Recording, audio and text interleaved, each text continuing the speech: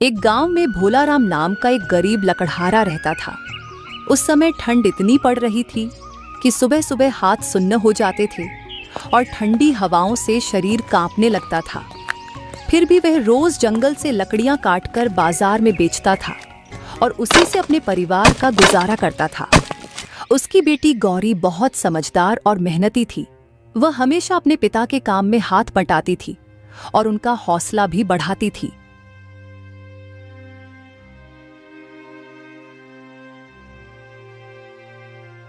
पिताजी, आप रोज पतली पतली लकड़ियां काट कर लाते हैं। अगर आप मोटी लकड़ियां काट कर लाएंगे तो वो बाजार में अच्छे दाम पर बिकेंगी।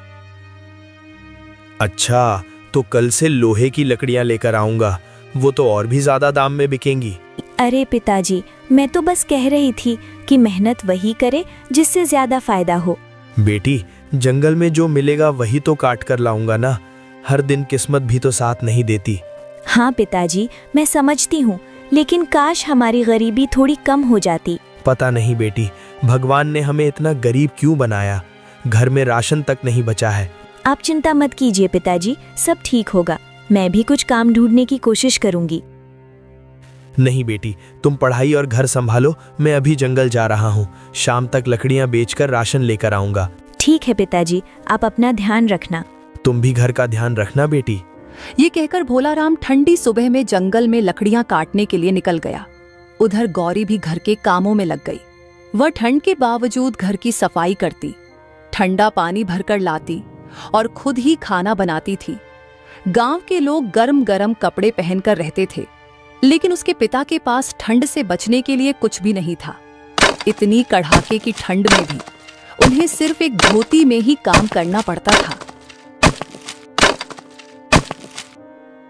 गौरी अक्सर अपने गांव की दूसरी लड़कियों को देखकर उदास हो जाती थी, क्योंकि वे उसके मुकाबले इतनी गरीब नहीं थीं। पता नहीं हमारे घर की गरीबी कब खत्म होगी। पिताजी इतनी ठंड में भी सिर्फ एक धोती में जंगल चले जाते हैं। काश मैं इतनी बड़ी होती कि उनके लिए गर्म कपड़े खरीद पाती। गांव की दूसरी लड़कियां कितनी खुश रहती हैं, उनके पास अच्छे कपड़े हैं, अच्छा खाना है, लेकिन मुझे दुखी नहीं होना चाहिए। पिताजी मेरे लिए इतना मेहनत करते हैं, मुझे भी मजबूत बनना होगा। एक दिन मैं जरूर कुछ ऐसा करूंगी कि पिताजी को इतना कष्ट ना उठाना पड़े। भगवान जी, बस मेरे पिताजी को सुरक्षित रखना और हमारी गरीबी थोड़ा कम कर देना। तभी गौरी की एक सहेली वहां आई। उसने अपने नए कपड़े दिखाते हुए गौरी को ताना मारते हुए कहा, देखो गौरी, मेरे नए कपड़े कैसे लग रहे हैं, शहर से मंगवाए हैं। अच्छे हैं, तुम पर अच्छे लग रहे हैं। वैसे तुम्हारे पिताजी तो लकड़ियां काटते हैं ना, तुम तो ऐसे कपड़े खरीद भी नहीं पाती होगी। नंदिनी, हर किसी की हालत एक जैसी नहीं होती और मेहनत की कमाई पर शर्म नहीं करनी चाहिए। अरे मैं तो बस सच ही कह रही हूँ। सच बोलने और किसी का मजाक उड़ाने में फर्क होता है। अच्छा ठीक है, मैं चलती हूँ। हाँ, जाओ। इतना कहकर नंदिनी वहां से चली जाती है। नंदिनी की बात सुनकर गौरी और भी ज्यादा दुखी हो जाती है। वह कुछ देर तक चुपचाप बैठी रहती है और सोचने लगती है, हे भगवान, हमने आपका क्या बिगाड़ा है जो आपने हमें इतनी गरीबी दी। मेरे पिताजी दिन रात मेहनत करते हैं, फिर भी हमारे घर में खाने तक की कमी रहती है। क्या हम कभी अच्छे कपड़े नहीं पहन पाएंगे? क्या पिताजी को हमेशा इतनी ठंड में ऐसे ही काम करना पड़ेगा? भगवान जी, अगर मुझसे कोई गलती हुई हो तो मुझे सजा दीजिए, लेकिन मेरे पिताजी को इतना कष्ट मत दीजिए। बस इतना कर दीजिए कि हमारे घर में 2 वक्त का खाना और पिताजी के लिए गर्म कपड़े आ जाएं।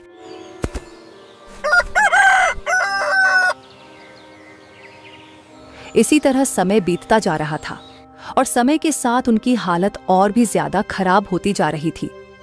इस वजह से गौरी अक्सर चिंतित और परेशान रहने लगी थी। वह हमेशा सोचती थी कि घर की हालत कैसे सुधरेगी और अपने पिता की मदद कैसे कर पाएगी। आखिर पिताजी मेरी बात क्यों नहीं सुनते?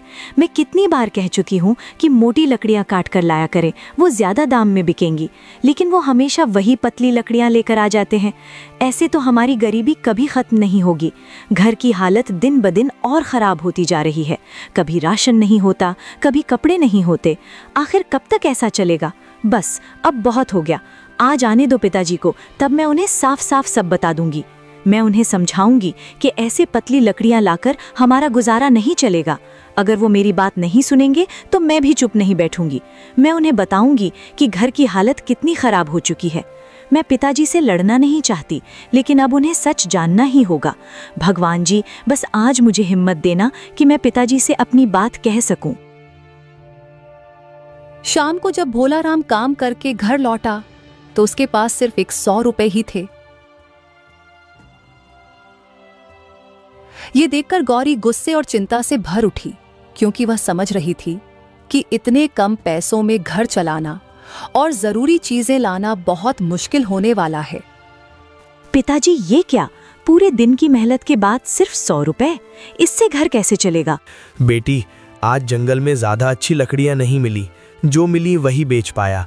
मैं कब से कह रही हूँ कि मोटी लकड़ियां काट कर लाया कीजिए, वो ज्यादा दाम में बिकेंगी, लेकिन आप मेरी बात सुनते ही नहीं हैं। बेटी, जंगल में जो मिलता है वही तो काटना पड़ता है।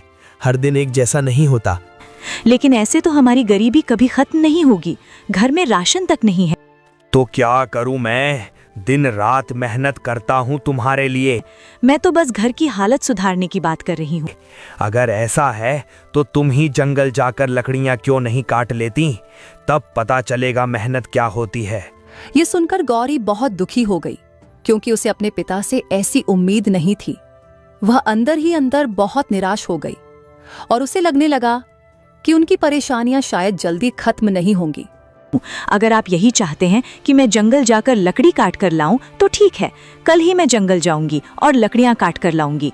फिर आपको भी पता चल जाएगा कि मैं सिर्फ बातें नहीं करती, घर की जिम्मेदारी समझती भी हूँ।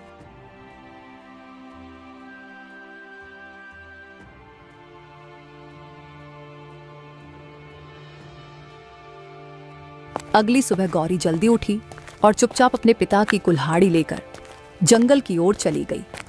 वह बिना किसी को बताए घर से निकल गई।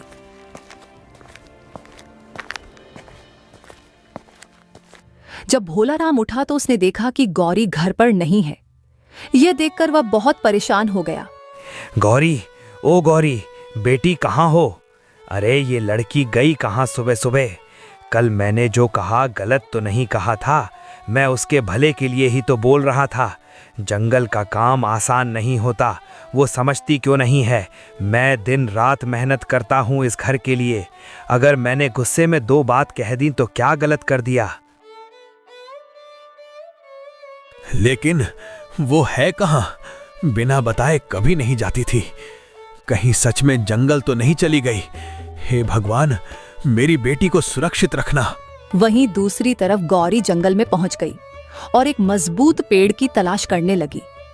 लेकिन काफी देर तक ढूंढने के बाद भी उसे कहीं कोई मजबूत पेड़ नहीं दिखा। वह जंगल में इधर उधर घूमती रही और ध्यान से पेड़ों को देखती रही, लेकिन उसे अपनी उम्मीद के मुताबिक कोई पेड़ नहीं मिला। यहाँ तो मुझे कोई मजबूत पेड़ दिख ही नहीं रहा। अगर मुझे मोटी लकड़ियाँ काटनी है तो शायद मुझे जंगल के और अंदर जाना होगा। शायद अंदर बड़े और मजबूत पेड़ मिल जाएं। मुझे डर तो लग रहा है, लेकिन अगर मैं वापस खाली हाथ गई तो पिताजी को क्या मुंह दिखाऊंगी। इतना सोचकर गौरी जंगल के और अंदर चली गई।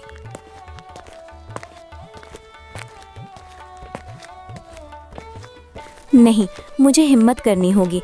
आज मैं जंगल के अंदर जाकर ही रहूंगी, चाहे जितनी मेहनत क्यों ना करनी पड़े। तभी उसे एक बड़ा और मोटा पेड़ दिखाई दिया। उस पेड़ को देखकर उसके चेहरे पर खुशी आ गई, क्योंकि उसे लगा कि अब उसकी मेहनत सफल हो सकती है। वह उत्साह के साथ उस पेड़ के पास पहुंच गई और उसे ध्यान से देखने लगी। अरे, कितना बड़ा और मोटा पेड़ है। अगर मैं इसकी लकड़ी काट कर ले जाऊंगी तो बाजार में अच्छे पैसे मिल सकते हैं। शायद आज पिताजी भी खुश हो जाएंगे। मुझे सावधानी से काम करना होगा। ये पेड़ बहुत मजबूत लग रहा है, लेकिन आज मैं खाली हाथ वापस नहीं जाऊंगी, चाहे जितनी मेहनत क्यों ना करनी पड़े। भगवान जी, बस मेरा साथ देना। यह सोचकर गौरी उस पेड़ को काटने लगी।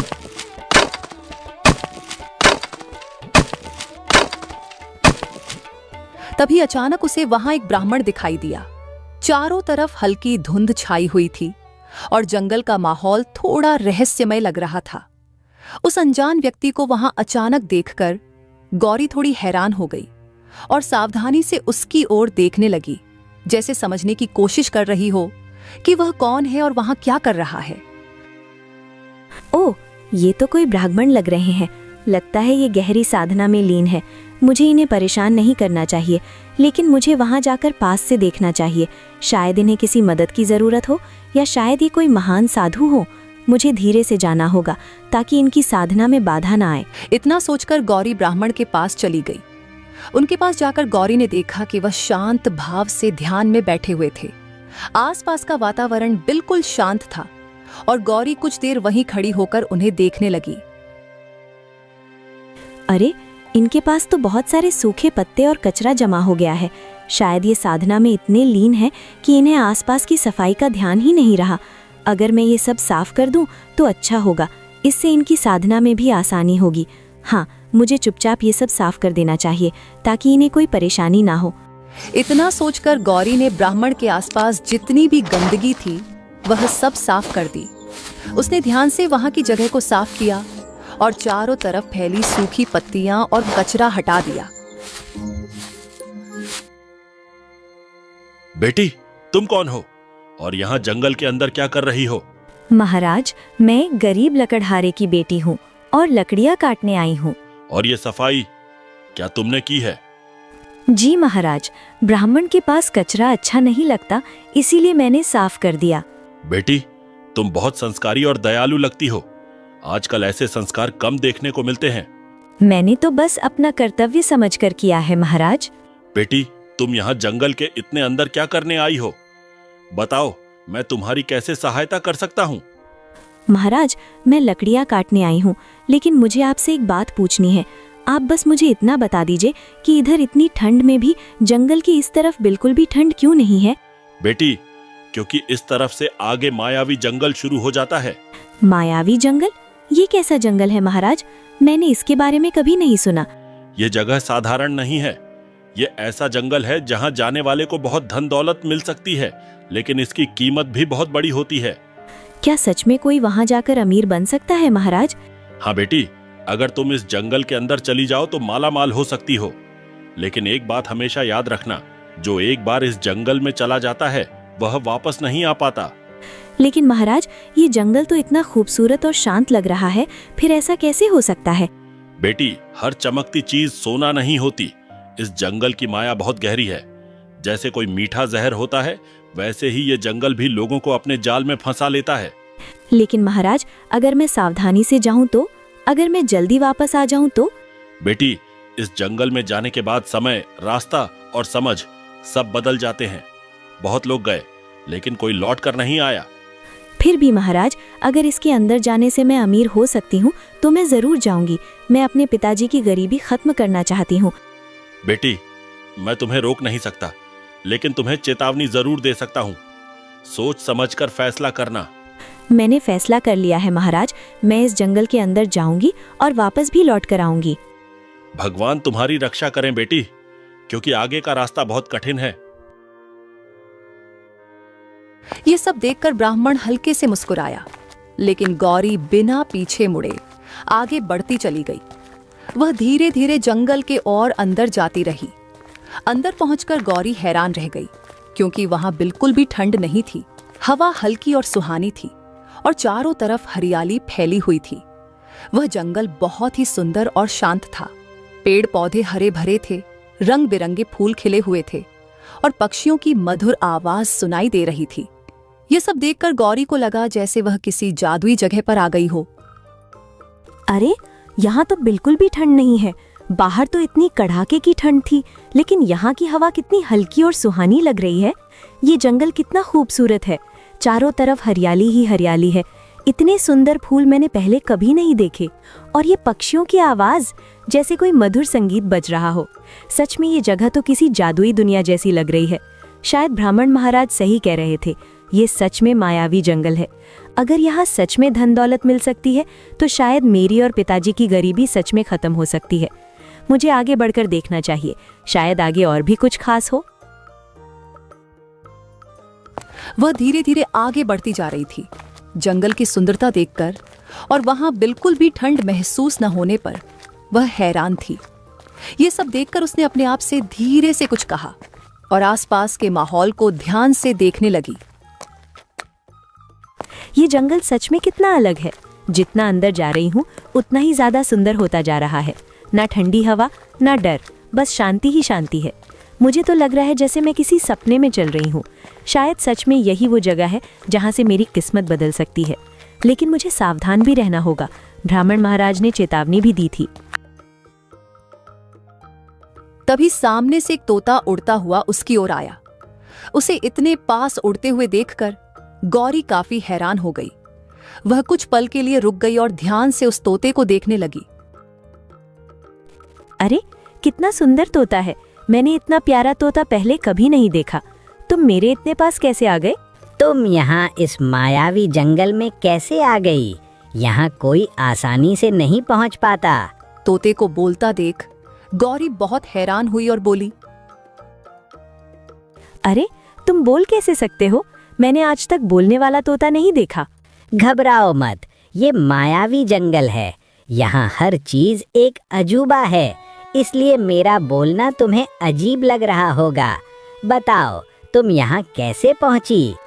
मुझे एक ब्राह्मण ने इस रास्ते के बारे में बताया था। उन्होंने कहा था कि मैं यहाँ आकर धनवान हो सकती हूँ, इसीलिए मैं यहाँ आ गई। हाँ, तुमने सही सुना है। तुम यहाँ धनवान बन सकती हो, लेकिन उससे पहले तुम्हें हमारे राजा को ठीक करना होगा। तुम्हारा राजा कहाँ है और उन्हें क्या हुआ है? पूरे मायावी जंगल में कोई भी उन्हें ठीक नहीं कर पाया। अगर तुम उन्हें ठीक कर दोगी तो तुम्हें बहुत बड़ा इनाम मिलेगा। अगर इससे मेरी पिताजी की गरीबी खत्म हो सकती है तो मैं जरूर कोशिश करूंगी।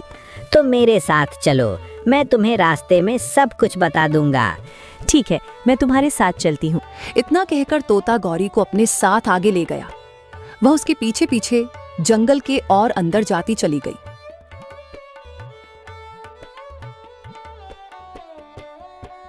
वहीं अब दोपहर हो चुकी थी, लेकिन गौरी का कोई अता पता नहीं था। इस कारण भोला राम बहुत घबरा रहा था। वह इधर उधर उसे ढूंढ रहा था और उसके मन में तरह तरह की चिंताएं आने लगी थीं। गौरी, ओ गौरी, तू कहाँ चली गई बेटी? दोपहर हो गई और तेरा कहीं पता नहीं है। तू बिना बताए कभी घर से नहीं जाती थी, आखिर आज कहाँ चली गई? कहीं सच में जंगल तो नहीं चली गई? ये सोचकर भोला राम गौरी का इंतजार करने लगा, लेकिन धीरे धीरे उसे पछतावा होने लगा कि उसने गौरी को क्यों डांटा था। हे भगवान, मेरी बेटी को कुछ ना हो जाए। मैंने भी गुस्से में क्या क्या कह दिया। अगर उसे मेरी बात का बुरा लग गया होगा तो मैंने कल गौरी को इतना क्यों डांटा? वो तो सिर्फ घर की भलाई के बारे में ही सोच रही थी। मैंने गुस्से में उसे जंगल जाने तक की बात कह दी। अगर उसने मेरी बात दिल पर ले ली होगी तो।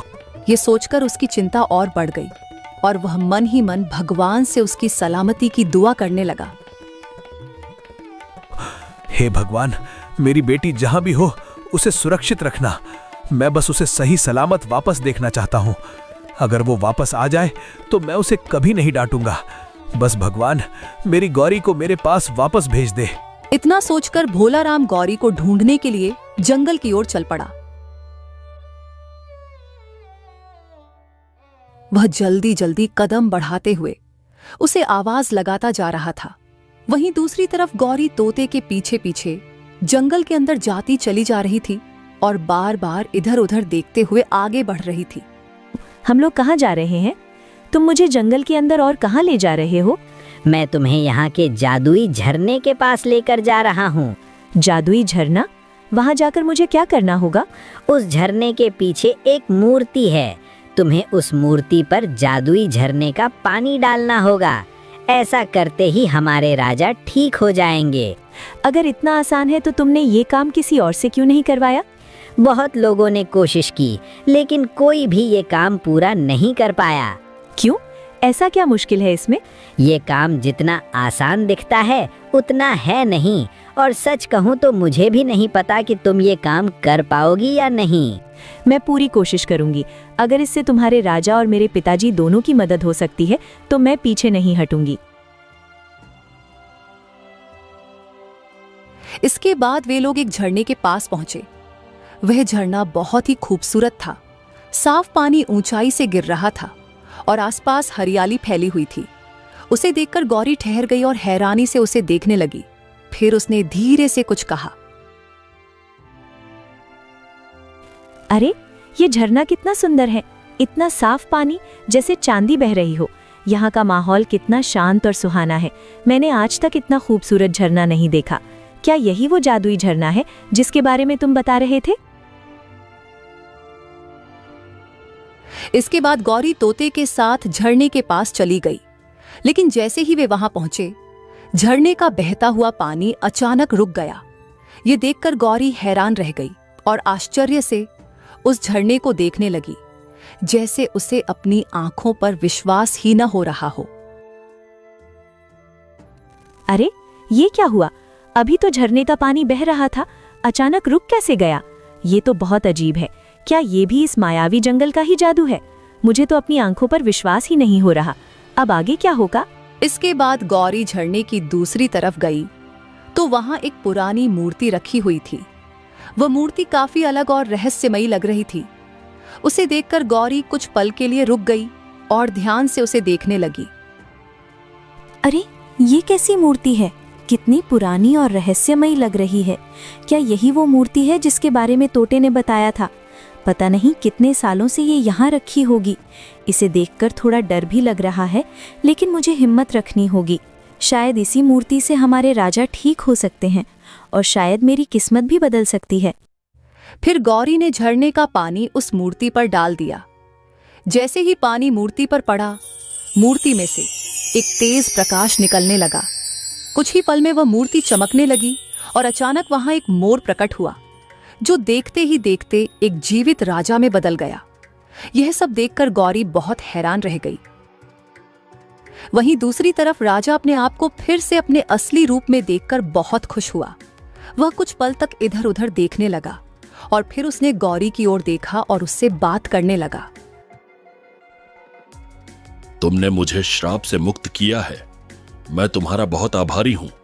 तुम बहुत साहसी और दयालु हो, और सच कहूं तो तुम मुझे बहुत पसंद आई हो। क्या तुम मुझसे विवाह करोगी?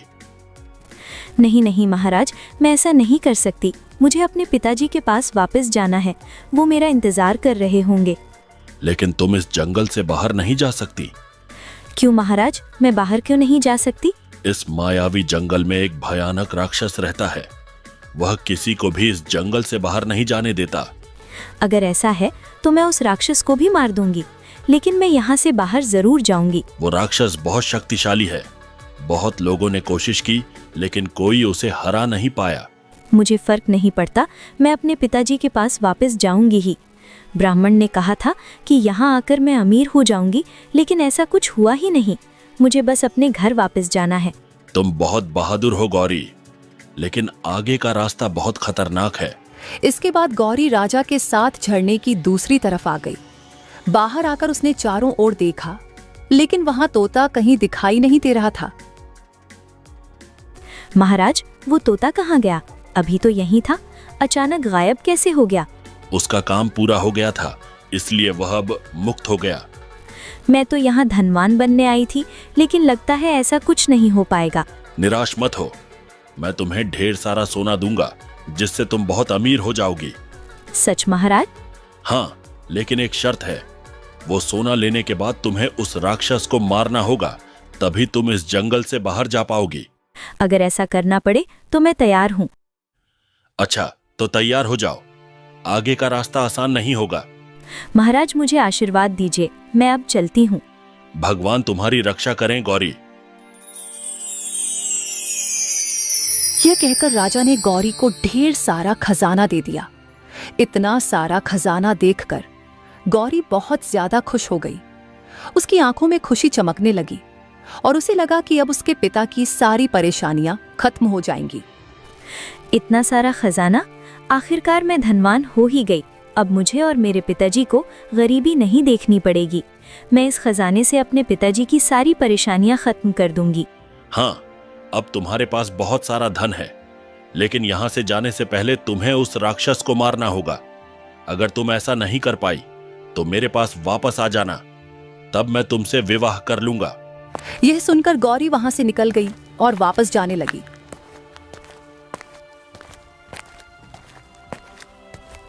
वहीं दूसरी तरफ जंगल में भोलाराम अपनी बेटी को ढूंढ रहा था। वह काफी ज्यादा दुखी था और जोर जोर से चिल्लाकर गौरी को आवाज लगाते हुए उसे हर जगह तलाश कर रहा था। गौरी, ओ गौरी, बेटी तू कहाँ चली गई? मैं तुझे कब से ढूंढ रहा हूँ। हे भगवान, मेरी बेटी को कुछ मत होने देना। यह सब कहते हुए भोलाराम जोर जोर से गौरी को आवाज लगा रहा था, लेकिन उसे गौरी कहीं भी नहीं मिली। वह जंगल में इधर उधर भटकता रहा और उसकी चिंता लगातार बढ़ती जा रही थी। सब मेरी गलती है, मुझे उसे डांटना नहीं चाहिए था। मैंने ही गुस्से में उसे जंगल जाने की बात कह दी।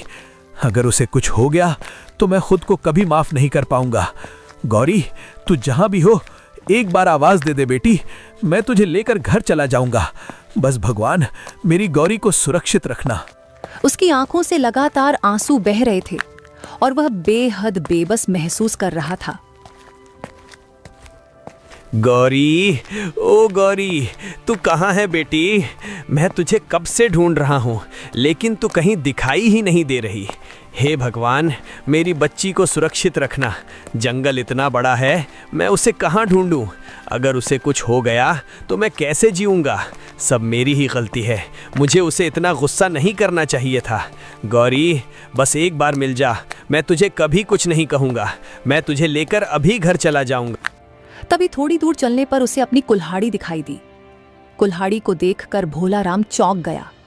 उसने जल्दी से कुल्हाड़ी उठाई और इधर उधर देखने लगा, जैसे उम्मीद कर रहा हो कि शायद गौरी भी आसपास ही कहीं हो। अरे, ये तो मेरी कुल्हाड़ी है। ये यहाँ कैसे गिर गई? अगर कुल्हाड़ी यहाँ है तो गौरी कहाँ गई? हे भगवान, कहीं ऐसा तो नहीं कि उस पर किसी जंगली जानवर ने हमला कर दिया हो? नहीं नहीं, ऐसा मत होना भगवान, मेरी बेटी को कुछ मत होने। यह सोचकर भोलाराम वहीं आसपास गौरी को ढूंढने लगा, लेकिन गौरी उसे कहीं नहीं मिली। देना गौरी, ओ गौरी, तू कहाँ है? एक बार आवाज दे दे बेटी, मैं तुझे लेकर तुरंत यहाँ से घर चला जाऊंगा। काफी देर तक तलाश करने के बाद वह थक गया। आखिरकार हार मानकर वह वहीं एक पेड़ के नीचे बैठ गया और जोर जोर से रोने लगा। उसे अपनी बेटी की बहुत याद आ रही थी और वह खुद को बेहद अकेला महसूस कर रहा था। गौरी, मेरी बच्ची, तू कहाँ चली गई? मैं तुझे हर जगह ढूंढ चुका हूँ, लेकिन तू कहीं नहीं मिली। हे भगवान, अगर मुझसे कोई गलती हुई है तो मुझे सज़ा दे दो, लेकिन मेरी बेटी को सुरक्षित रखो। मैंने ही उसे डांटा था, मैंने ही गुस्से में गलत बातें कह दी थीं। काश मैं उसे रोक लेता, काश मैं उसे प्यार से समझा लेता। गौरी, तेरे बिना मैं बिल्कुल अकेला हो गया हूँ। बस एक बार वापस आ जा बेटी, मैं तुझे कभी डांटूंगा नहीं। शाम होने को आ गई थी और गौरी का कुछ भी पता नहीं था। पूरा दिन जंगल में ढूंढते ढूंढते भोलाराम बहुत थक गया था। उसका मन घबराहट और डर से भर गया था। उसे समझ नहीं आ रहा था कि अब वह कहाँ जाकर गौरी को ढूंढे। आखिरकार मजबूर होकर वह भारी मन से वापस अपने घर की ओर चल पड़ा। रास्ते भर वह गौरी के बारे में ही सोचता रहा और उसकी आंखों में आंसू आ रहे थे। वहीं दूसरी तरफ गौरी जल्दी जल्दी जंगल से बाहर निकलने की कोशिश कर रही थी। अब उसे भी चिंता होने लगी थी, क्योंकि उसे पता था कि उसके पिता उसकी बहुत चिंता कर रहे होंगे। वह जल्दी घर पहुंच जाना चाहती थी और रास्ता ढूंढते हुए तेज कदमों से आगे बढ़ती जा रही थी। आज सच में मेरी किस्मत बदल गई। अब मैं और मेरे पिताजी गरीब नहीं रहेंगे। इतना सारा खजाना लेकर जब मैं घर पहुंचूंगी तो पिताजी कितने खुश होंगे। अब उन्हें इतनी ठंड में मेहनत नहीं करनी पड़ेगी। हम अच्छा खाना खाएंगे, अच्छे कपड़े पहनेंगे, हमारी सारी परेशानियां खत्म हो जाएंगी। लेकिन पिताजी अभी कितना परेशान हो रहे होंगे। उन्होंने मुझे पूरे दिन नहीं देखा होगा। वो ज़रूर मुझे ढूंढने जंगल आए होंगे। मुझे जल्दी से जल्दी घर पहुंचना होगा। मुझे पिताजी को बताना है कि अब सब ठीक हो जाएगा। बस भगवान, मुझे सही रास्ता दिखा दो ताकि मैं जल्दी अपने पिताजी के पास पहुंच जाऊं। तभी गौरी ने देखा कि उसके सामने एक बहुत बड़ा और भयानक राक्षस खड़ा था। उसका रूप बहुत डरावना था और उसे देखते ही गौरी बहुत ज्यादा डर गई। उसका दिल जोर जोर से धड़कने लगा और वह कुछ पल के लिए वहीं घबराकर खड़ी रह गई।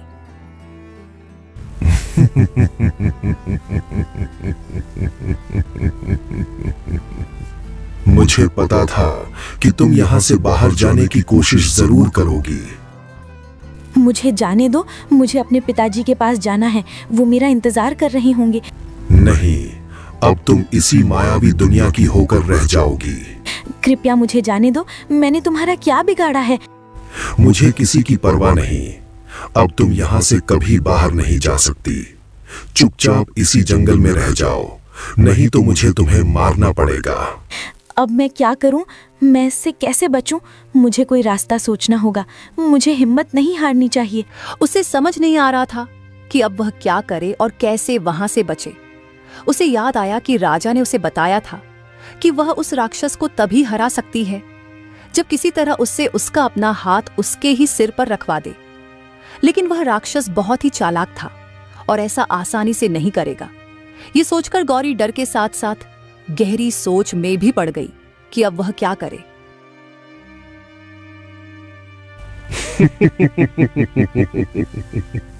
मुझे देखकर तुम डर गई ना? मैं जानता था कि तुम यहाँ से बाहर जाने की कोशिश जरूर करोगी, लेकिन याद रखो, इस मायावी जंगल में सबसे शक्तिशाली मैं हूँ और मेरी इजाजत के बिना यहाँ से कोई भी बाहर नहीं जा सकता। तुम अब हमेशा के लिए इसी जंगल की होकर रह जाओगी। तुम कहते हो कि तुम सबसे शक्तिशाली हो, लेकिन मैं कैसे मान लूं? मुझे तो लगता है कि तुम उतने शक्तिशाली नहीं हो जितना तुम खुद को समझते हो। शायद तुम मुझसे भी ज्यादा शक्तिशाली नहीं हो। तुम मेरी ताकत पर शक कर रही हो? इस पूरी मायावी दुनिया में मुझसे ज्यादा शक्तिशाली कोई नहीं है। मैं जो चाहूं वो कर सकता हूं। अगर ऐसा है तो तुम अपनी आंखें बंद करके दिखाओ। अगर तुम इतनी शक्तिशाली हो तो तुम्हें डरना नहीं चाहिए।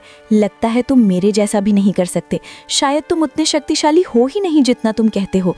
मैं ये आसानी से कर सकता हूँ, लेकिन मैं अपनी आंखें खुद से बंद नहीं करूंगा, क्योंकि जैसे ही मैं आंखें बंद करूंगा तुम यहाँ से भागने की कोशिश करोगी। इसलिए ये मैं नहीं करूंगा। तुम कुछ और करके दिखाने को कहो, मैं सब कुछ कर सकता हूँ। इस दुनिया में ऐसा कोई काम नहीं जो मैं न कर सकूं। अगर ऐसा है तो मेरे जैसे अपने सिर पर हाथ रख कर दिखाओ। अगर तुम ये भी नहीं कर सकते तो समझ जाऊंगी कि तुम उतने शक्तिशाली नहीं हो। ये तो बहुत आसान है, मैं ये कर सकता हूँ, लेकिन पहले तुम करके दिखाओ। देखो, ऐसे अपने सिर पर हाथ रखना होता है। ये सोचकर गौरी ने चालाकी से अपने सिर पर हाथ रख लिया। ये देखकर राक्षस ने भी उसकी नकल करते हुए अपने सिर पर हाथ रख लिया। जैसे ही उसने ऐसा किया, वह अचानक जलने लगा। ये देखकर गौरी हैरान भी हुई और खुश भी हुई।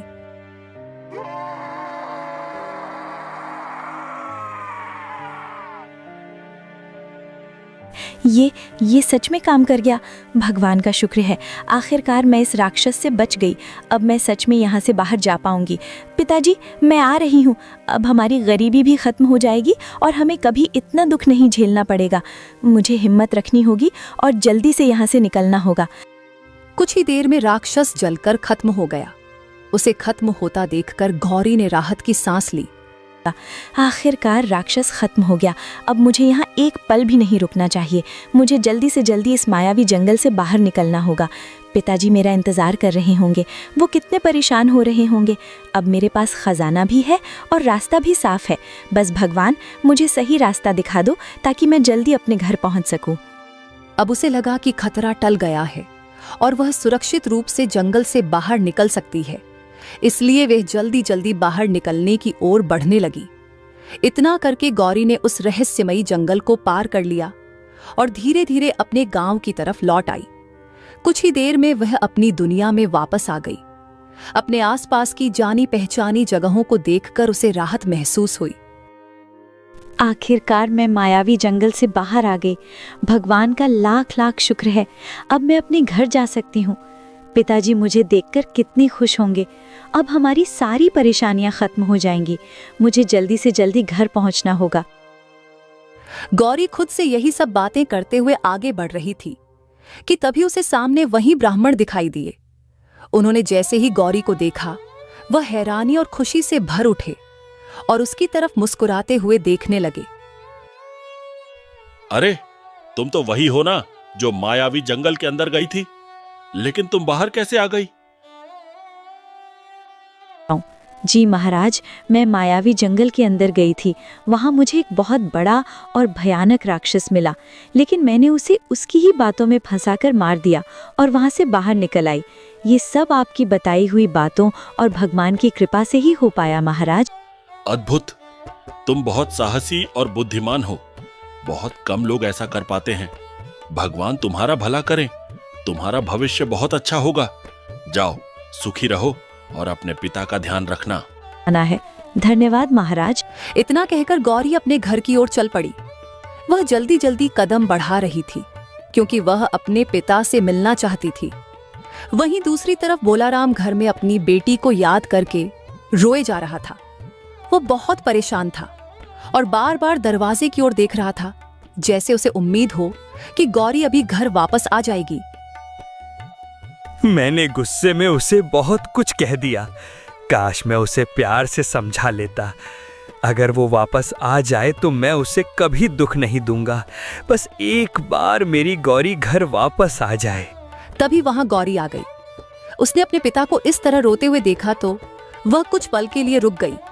अपने पिता की हालत देखकर उसका दिल भर आया। पिताजी, आप रो क्यों रहे हैं? क्या हुआ? गौरी को देखकर भोलाराम बहुत हैरान हो गया।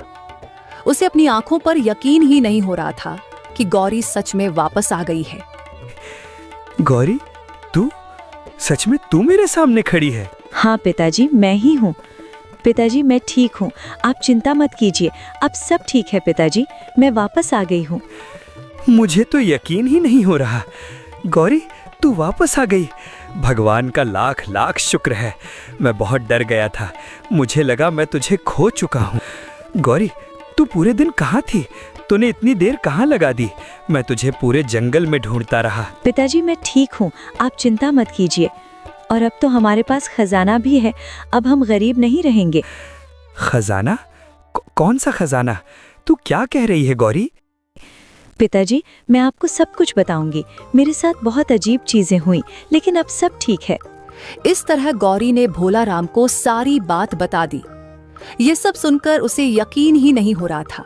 वह हैरानी से गौरी की तरफ देखता रहा और सोचने लगा कि उसकी बेटी ने कितना बड़ा साहस दिखाया है। मुझे यकीन ही नहीं हो रहा कि मेरी गौरी ने इतना बड़ा काम कर दिखाया। मेरी छोटी सी बेटी इतनी बहादुर निकली। उसने मायावी जंगल पार किया, राक्षस को हराया और सही सलामत वापस भी आ गई। भगवान, मैं आपका कितना धन्यवाद करूं। आज मुझे अपनी बेटी पर बहुत गर्व हो रहा है। समय के साथ गौरी और भोलाराम की जिंदगी पूरी तरह बदल गई।